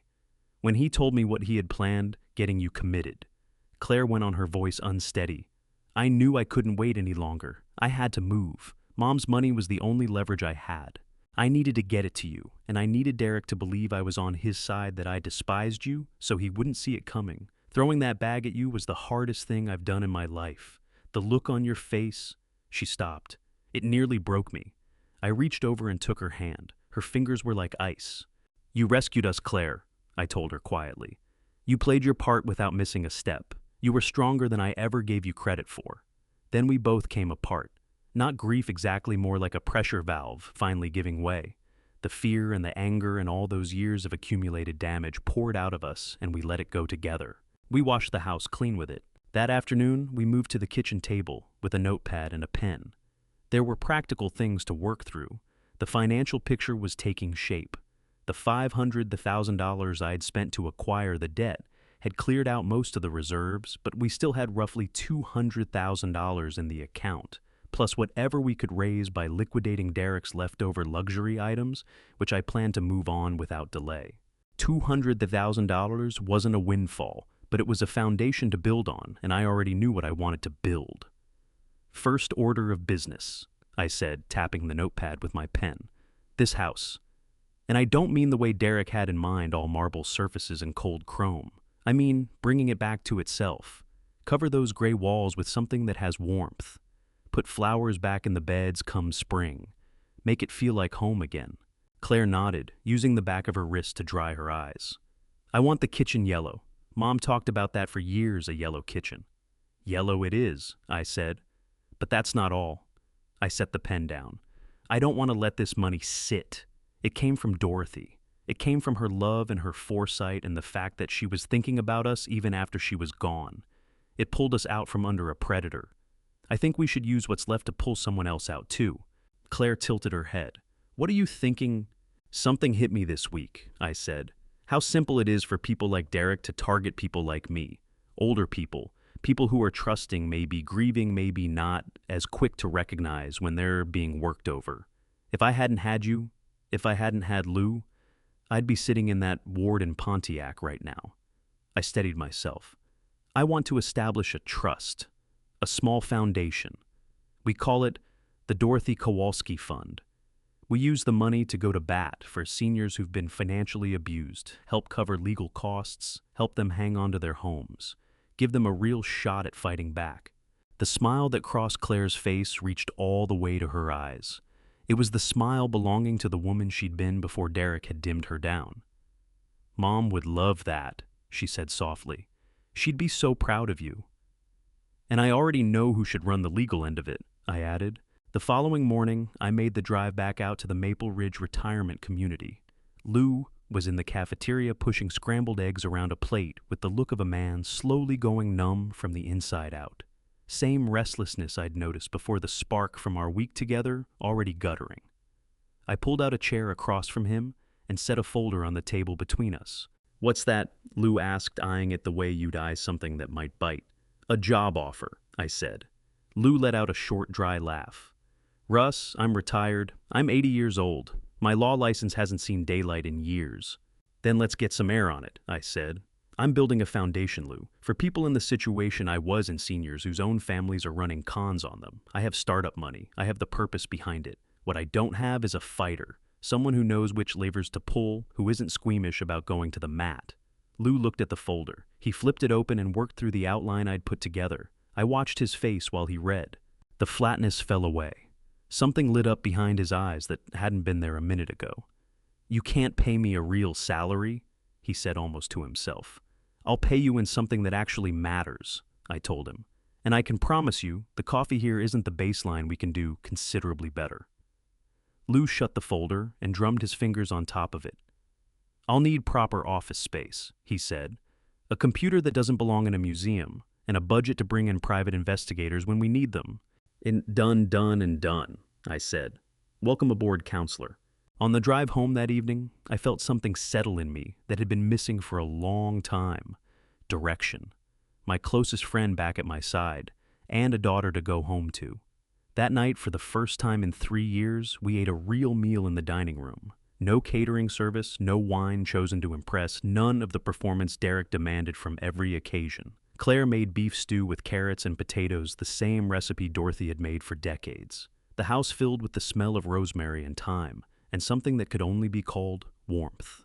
We sat at the same table that had held birthday cakes and holiday spreads, going back longer than I could count. The chair where Derek used to hold court didn't register as an absence. It felt more like a spot that had been fumigated, cleared of something that had no business being there. We ate and we talked not about court documents or debt settlements or what comes next legally. We talked about the garden, about painting the kitchen yellow, about Lou and the foundation. We laughed over the memory of Claire hacking away at her own bangs in third grade and the disaster that followed. The house wasn't a performance space anymore. It wasn't locked up tight around all those secrets. It was just a house, our house. I looked at Claire across the table. The candle between us made the stress lines on her face look softer, and I could see underneath them the person she'd been before all of this. She looked younger. She looked like herself. "This is good, Dad," she said, setting her fork down. "This is really good." "It is," I said. I set down my glass and let my eyes travel around the room. The shadows had warmth in them now. The stillness outside the windows had nothing threatening in it.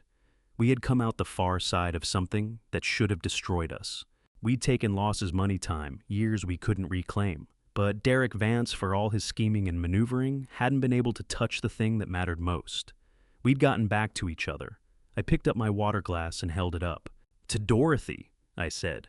Claire lifted her glass, tears catching the light, but a smile holding firm beneath them. "To Mom." We clinked glasses. The sound rang out clean and bright, like a bell marking the end of a long, dark night, and the first breath of something new. The nightmare was behind us. The mending had started. And as I took a forkful of the stew, cooked just right, seasoned with the kind of care that can't be faked, I knew that whatever came next, we were going to be all right.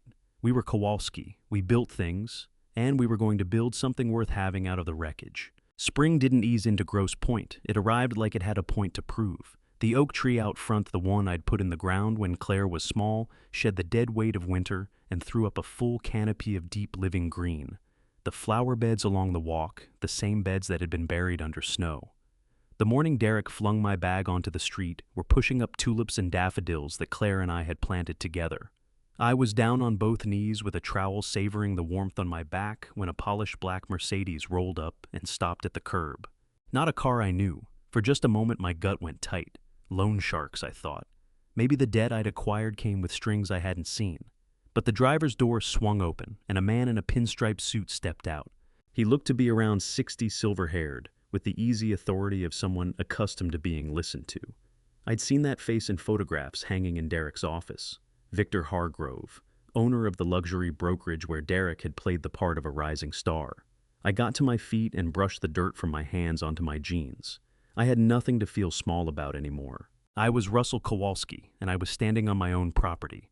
"Mr. Kowalski," the man said, extending his hand. "Victor Hargrove, I hope this isn't an inconvenient time." "Not at all," I said, taking his hand without hesitation. "What brings you here, Mr. Hargrove?" He glanced at the house, then back at me. Whatever he was carrying, it wasn't hostility. It looked more like genuine regard. "I needed to come in person," he said. "The FBI paid me a visit last week. They walked me through what was on the hard drive you sent them, the forensic accounting, all of it." I nodded. I'd figured they'd make their way to him eventually. Hargrove exhaled a long, weighted breath that carried both frustration and relief. "Your son-in-law wasn't only gambling with his own money, Mr. Kowalski. He had his hands in our escrow accounts, moving funds so fast and so often that it slipped right past our oversight. He was robbing one pocket to fill another, and if he'd kept going, he would have eventually cleaned us out completely. Without that hard drive, without you exposing the wire fraud, he could have dragged the entire firm down with him." He reached into his jacket and produced a business card.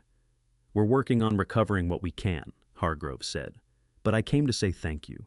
You didn't only protect yourself. You protected 50 people who work for me.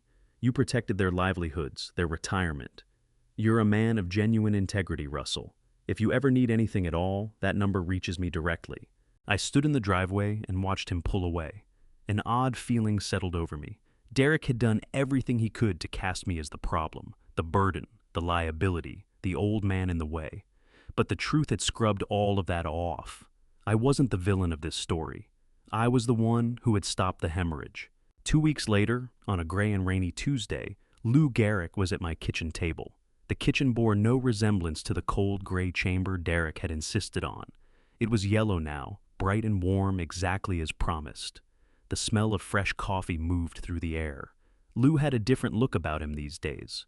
running the Dorothy Kowalski Foundation, had put something back in him. He had a reason to get up in the morning, fighting for elderly people who'd been swindled, and he was frighteningly effective at it. But that afternoon, his expression was serious. He set a tablet on the table and pushed it across to me. "It's done," Lou said quietly. I looked at the screen. It was a mugshot. Derek Vance looked a decade older than the man I'd last seen slinking out of Anchor Title and Associates. His hair had thinned, his face was gaunt, and whatever had once lived behind his eyes was gone, just a blank flat vacancy. He was in an orange jumpsuit that sat wrong against his pallid skin. "Where?" I asked. "Las Vegas," Lou said. He tried to run a credit card skimming operation out of a motel room off the Strip. Desperate stuff. Got caught using a cloned card at a gas pump. When they ran his prints, the federal warrants out of Michigan lit up like a signal flare. Lou wrapped both hands around his mug. "He's being extradited back here to face the fraud charges, plus whatever Nevada is piling on top. The DA isn't entertaining any deal. Given the dollar amounts and the deliberate targeting of an elderly victim, he's looking at 20 years minimum." I sat with the image for a long moment. I searched the face on that screen for some remnant of the man who had stood at my daughter's side on their wedding day, the man I'd welcomed through my front door. There was nothing there to find, just the hollowed-out remains of appetite and poor choices.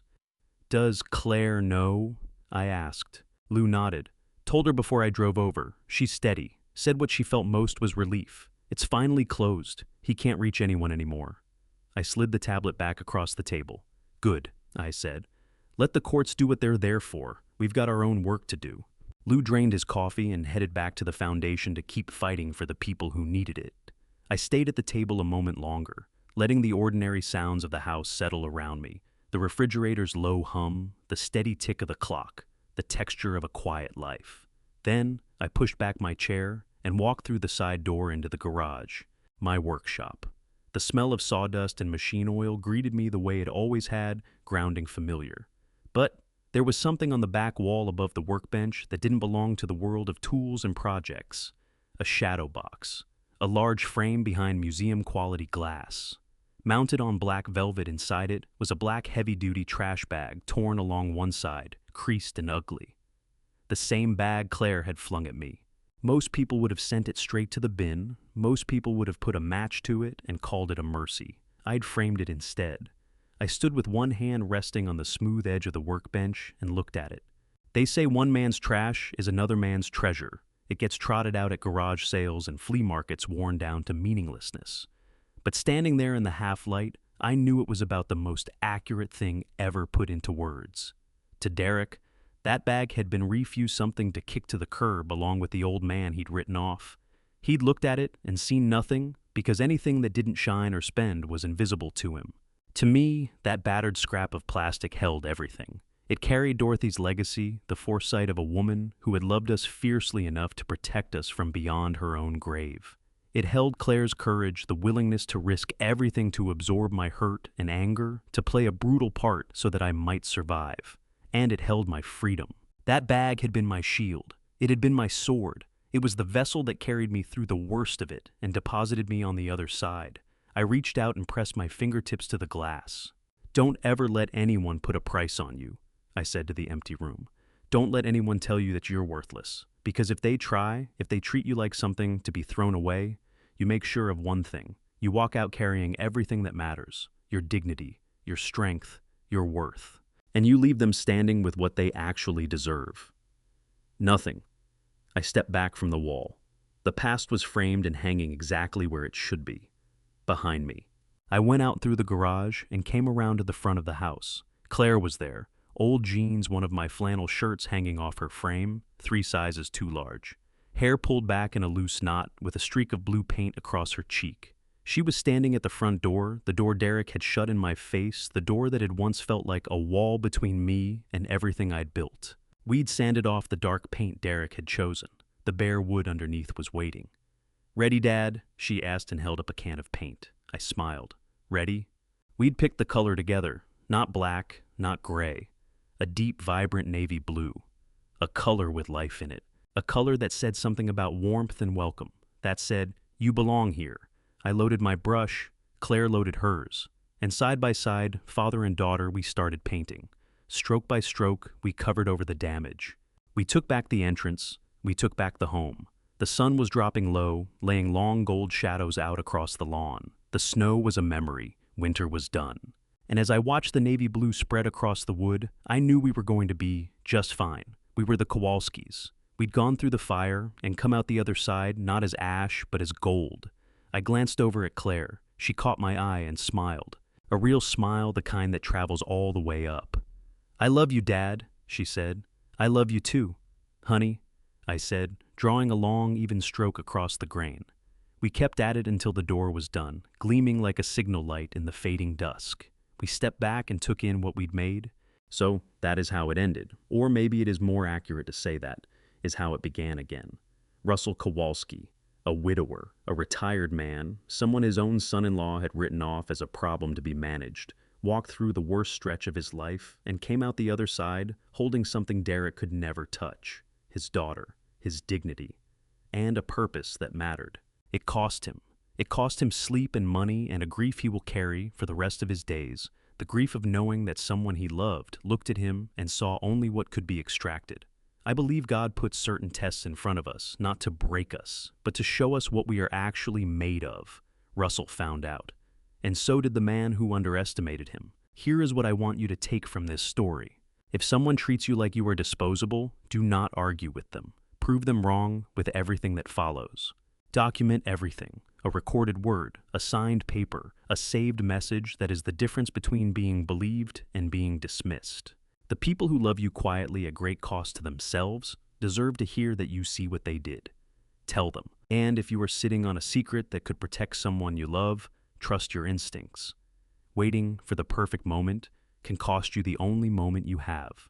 If you have been moved by stories like this one grandpa revenge stories where ordinary people refuse to go, quietly, father stories where love turns out to be the sharpest weapon in the room, then this channel was built for you. Leave a comment and tell me what hit you hardest. Share this with someone in your life who needs to hear it. And if you have not subscribed to Grandpa's Revenge, yet now is the time. Thank you for spending this time with me. I will see you in the next one.